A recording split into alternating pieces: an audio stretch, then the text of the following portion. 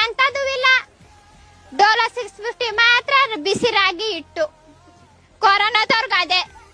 ಅಯ್ಯೋ ಸರ್, ಅದೆಲ್ಲ ಹೇಳ್ಬಿಟ್ಟು ಬರುತ್ತಾ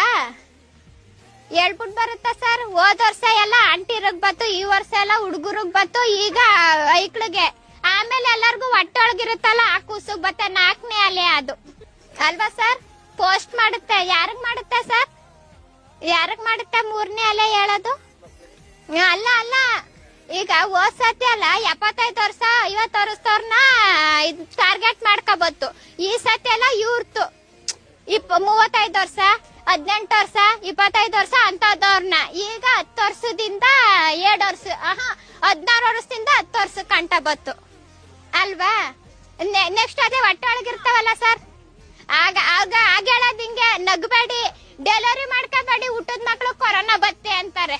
ನಿಜವಾಗ್ಲೂ ಫೇಕ್ ಸರ್, ಎಂತ ಕೊರೋನಾನು ಇಲ್ಲ ಸರ್.